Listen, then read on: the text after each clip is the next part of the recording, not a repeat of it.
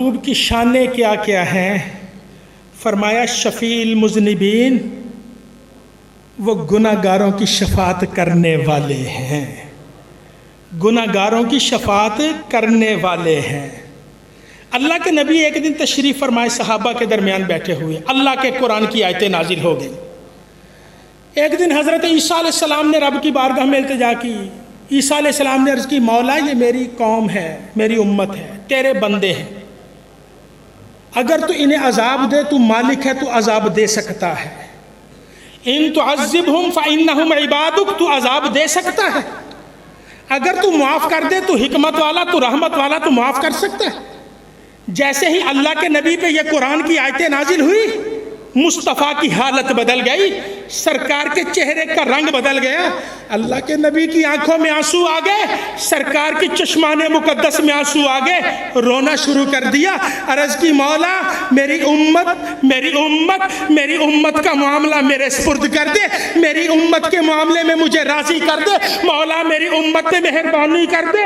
یہ نہیں کہا مولا تیرے بندے تو جو چاہے کرے، عرض کی نہیں مولا میری امت پہ کرم کر دے۔ نبی اتنا روئے، رو رو کے بحال ہو گئے۔ صحابہ آگے بڑھے، اللہ کے نبی کی طبیعت کیفیت بدلی، سرکار صحابہ کے درمیان سے اٹھے، اندر گھر چلے گئے، حجرہ انور میں چلے گئے۔ اب نبی نے وہاں جا کے ہاتھ دعا کے لیے اٹھا دیے، مولا میری امت، مولا میری امت، مولا میری امت کو معاف کر دے۔ سرکار کے ہاتھ کندھوں سے بلند رب کی بارگاہ میں دعا مانگ رہے ہیں۔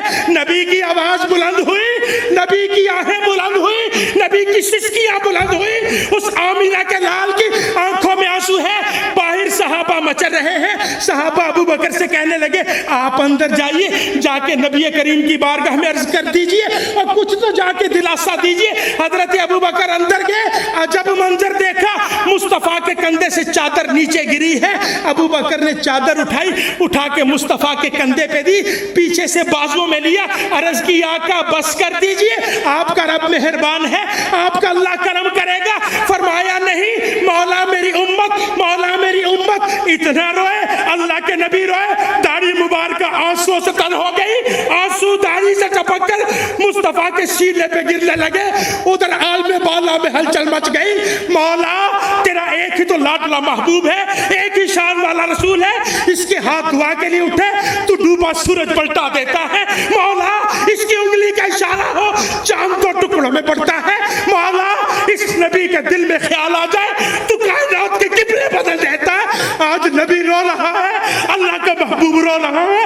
مولا تیری رحمتیں کدھر ہے اور تیری کرم نوازی کدھر ہے، تیری عنایتیں کدھر ہے؟ عالم بالا پہ ہلچل مچی، اللہ نے حکم دیا، جبریل مولا حاضر ہوں، حکم کیا ہے؟ فرمایا دیکھتے نہیں میرا نبی رو رہا ہے۔ مولا حکم کیا ہے؟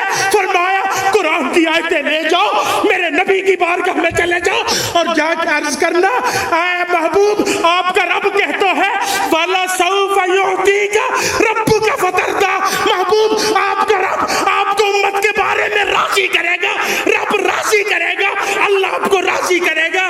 نبی نے اعلان سنا، فرمایا جبریل گواہ ہو جا، ابو بکر تو بھی گواہ ہو جا، اے امتیوں اپنی قسمت پہ قربان جاؤ۔